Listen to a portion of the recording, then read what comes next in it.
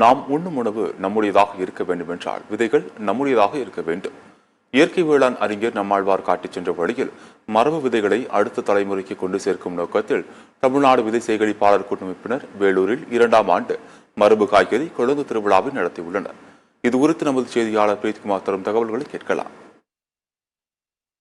தமிழ்நாடு விதை சேகரிப்பாளர் கூட்டமைப்பு சார்பில் வேலூரில் இருக்கக்கூடிய வெங்கடேஸ்வரா மேல்நிலைப் பள்ளியில் இன்று அதாவது காய்கறி மற்றும் கிழங்கு திருவிழானது நடைபெற்று வருகிறது. இந்த பள்ளியில் கடந்த ஆண்டு இதே போன்ற திருவிழா நடைபெற்றது.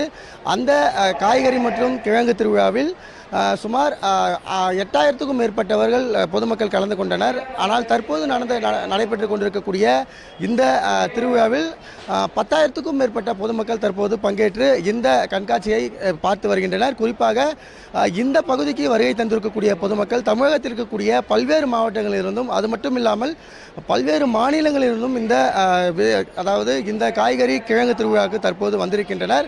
தற்போது நாம் பார்க்கலாம், பசுமை அப்படின்னு சொல்லும்போது ப்ராஸ்பெரிட்டி அது இருக்கணும். அந்த ப்ராஸ்பெரிட்டி வரணும்னா அந்த பசுமை புரட்சியால் வந்த சில தீவிரமான இந்த மாதிரி வந்த விஷமுள்ள பொருட்கள், அது ரசாயன பொருட்கள் அந்த நேரத்தில் தேவைப்பட்டிருக்கலாம். ஆனால் இன்றைக்கி நீங்கள் பார்க்கும்போது அது மண்ணுடைய கம்ப்ளீட் நாளத்துக்கு எடுத்துருக்கு. ஏன்னா எல்லாமே உப்புத்தன்மை, உப்பு போட்டு போட்டு போட்டு மண்ணு கருவாடாக மாறிடுது. எப்படி மீனை உப்பு போட்டு கருவாடாக்குறோமோ அந்த மண்ணு கருவாடாகி போச்சு. மல்லட்டு மண்ணாக மாறிட்டு வருது. நுண்ணுயிர்கள் இல்லை, மண்புழுக்கள் இல்லை. மண்ணுக்கு உயிர் நாடியாக இருக்கிற மண்புழுக்கள் எல்லாம் திரும்பி வந்தால் தான் மண்ணுக்கு உயிர். அந்த மண்ணிலேருந்து வளர பயிருக்கு உயிர். அந்த பயிரை சாப்பிடும்போது தான் நலமாக இருக்க முடியும். வருங்காலத்து சன்னதி நலமாக இருக்க வேண்டும் என்றால் இதான் சரியான கட்டம். சரியான ஒரு கட்டத்தில் இந்த மாதிரி ஒரு நிகழ்ச்சி. இந்த நிகழ்ச்சியில் நீங்கள் பார்த்தீங்கன்னா பல்லுயிருக்கு முக்கியத்துவம் கொடுத்துருக்கு. நீங்கள் பார்த்து தக்காளி எத்தனை வகை, கத்திரிக்காய் எத்தனை வகை, கிழங்குகள் எத்தனை வகை உங்களால் பார்க்க முடியும்.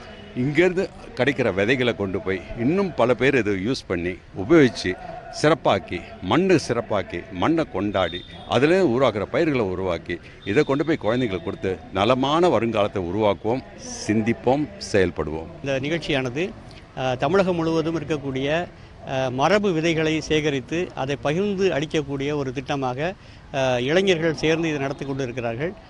இதனுடைய நோக்கம் என்னவென்றால், இந்த விதைகள், இந்த மரபு விதைகள் என்பது தொடர்ச்சியாக நம்மிடம் இருக்க வேண்டும். இந்த மரபு விதைகள் இருந்தால்தான் இயற்கை வேளாண்மைக்கு அடிப்படை ஆதாரமாக அது இருக்கும். பசுமை புரட்சிக்கு பின்பாக இந்த முயற்சியானது தொடர்ந்து நடந்து கொண்டிருந்தது. அதை மாற்றி இப்பொழுது இளைஞர்கள், விவசாயிகளெல்லாம் இந்த மரபு விதைகளை தேடி தேடி அலைந்து அதை சேகரித்து கொண்டு இருக்கிறார்கள். குறிப்பாக இன்று நடக்கக்கூடிய இந்த விழாவில் 800 வகையான விதைகள், குறிப்பாக தக்காளியில் 70-80 வகையான விதைகள், கிழங்குகளில் ஒரு 100 வகையான கிழங்குகள், இப்படியாக சுரைக்காய் போன்ற காய்கறி விதைகள், கிழங்குகள் ஆகியவை இங்கே காட்சிப்படுத்தப்பட்டிருக்கின்றன. அது மட்டுமல்லாது அந்த விதைகளினுடைய அந்த பயிர்களுடைய விதைகளும் இங்கே பயிர்வுக்காக வைக்கப்பட்டிருக்கின்றன. மரபு விதை மற்றும் கிழங்கு திருவிழாவில் இவ்வளவு மக்கள் வெள்ளத்தில் நடக்கிறது மிக மகிழ்ச்சியாக இருக்குது. மக்களுடைய தேடல் என்னை ரொம்ப வியக்க வைக்குது. இதை ஒருங்கிணைத்த நம்மளுடைய இளைஞர் தோழர்களுக்கு, அந்த விதை சேகரிப்பு கூட்டமைப்புக்கு மிகுந்த நன்றியுடையமாக இருக்கணும். ஏன்னா இது மாதிரி மறைந்து வரும் மறைக்கப்பட்ட நம்மளுடைய மரபு விதைகள், மரபு கிழங்குகள் இதையெல்லாம் மீட்டெடுத்து இங்கே காட்சிப்படுத்தி இருக்கிறார்கள். இதை பரவவும் செய்கிறார்கள். இது சாதாரண பணி அல்ல. ஒரு அரசு செய்ய வேண்டிய பணி, ஒரு பெருநிறுவனம் செய்ய வேண்டிய பணி, ஒரு பல்கலைக்கழகங்கள் செய்ய வேண்டிய பணியை இந்த எளிய இளைஞர்கள் செய்வது மிகவும் மகிழ்ச்சியாக இருக்கிறது. இதை நாம் வரவேற்போம். கடந்த ஆண்டு வந்திருந்தேன். அதில் எனக்கு விதைகள் கொடுத்தாங்க. அதை இன்றைக்கி எடுத்துகிட்டு திருப்பி இங்கே கொடுத்துருக்கேன். அதே மாதிரி இந்த தடவையும் எனக்கு 2 விதைகள் கொடுத்துருக்காங்க. கருப்பு குண்டுமணி, வெள்ளை குண்டுமணி வாங்கி வச்சுருக்கேன். அதை எடுத்து போய் திருப்பி கொண்டு வந்து அடுத்த வருஷம் வரும்போது நான் கொடுக்கணும்னு நினைக்கிறேன். அதனால் ஒவ்வொரு வருஷமும் வரணும்னு நினைக்கிறேன். அதுமாதிரி நம்மாழ்வாருடைய நிகழ்ச்சிகள் எங்கள் செங்கற்பட்டு காஞ்சிபுரம் மாவட்டத்தில் நடந்தாலும் நாங்கள் போயிட்டு பார்ட்டிசிபேட் பண்ணிட்டு கொஞ்சம் ஆக்டிவாக வேலை செய்துட்டுருக்கேன். நீங்கள் பார்த்தீங்கன்னா நாங்கள் இது வரைக்கும் பார்க்காத கிழங்கு வகை, இஞ்சியில் கூட நிறைய வச்சுருந்தாங்க, மஞ்சளில் கூட நிறைய வச்சுருந்தாங்க. அதுக்கப்புறம் ஃபுட்டில் கூட எல்லாமே பாரம்பரியமான உணவாக தான் இருந்தது. இங்கே எங்களுக்கு நிறைய யூஸ்ஃபுல்லாக இருந்துச்சு. இங்கே நாங்கள்னா பார்த்தோன்னா கிழங்கு விதைகள்லாம் புதுசாக இருந்துச்சு.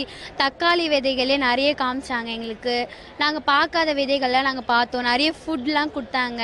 பாரம்பரியமான கேக்கு, பிஸ்கெட், சாக்லேட் அதுமாரிலாம் இதில் சாப்பிடாம நாட்டு விதைகள் அதுமாரி காமிச்சாங்க. நாங்கள் நிறைய விதைகள், செடிகள்லாம் வாங்கினோம். இங்கே எங்கள் ஸ்கூல் ஸ்கூலுக்கு வந்து நாங்கள் வந்து பசுமைப்படை, அதனால எங்கள் ஸ்கூலுக்கு வந்து நிறைய செடியெலாம் வைக்கிறதுனால அங்கே செடியெலாம் நிறைய வாங்கியிருக்கோம். இப்போ நாங்கள் ஸ்டால் போட வந்திருக்கிறது வேலூர் ஸ்டால் போட வந்திருக்கோம், கிழங்கு ஸ்டால் போட வந்திருக்கோம். நிறைய விதை செடிகள் எல்லாம் கொண்டு வந்திருக்கோம். எல்லாரும் மக்களும் வரப்ப நல்லா விவசாயம் பண்ணி எல்லாரும் நல்லா எல்லாம் பண்ணி நல்லா வளர்கிறதுக்கு நல்லா ஆரோக்கியமாக இருக்கிறதுக்கு எல்லா செடியும் கொண்டு வந்திருக்கோம். ஊசி எல்லாம் இயற்கையாக செஞ்சு கொண்டு வந்திருக்கோம். எங்கள் வயல்லே எல்லாம் செஞ்சு கொண்டு வந்திருக்கோம். எங்கள் அப்பாவுக்கு உதவி பண்ணி நான் செஞ்சு எல்லாரும் கொண்டு வந்திருக்கேன். இயற்கை விவசாயம் எல்லாம் இப்போ விவசாயம் சொல்லணும், எல்லாம் நல்லா ஆரோக்கியமாக இருக்கணும். இந்தியாவில் இருக்கக்கூடிய அனைத்து பகுதிகளும் இது போன்ற இயற்கை காய்கறி திருவிழாவானது நடத்த வேண்டும்.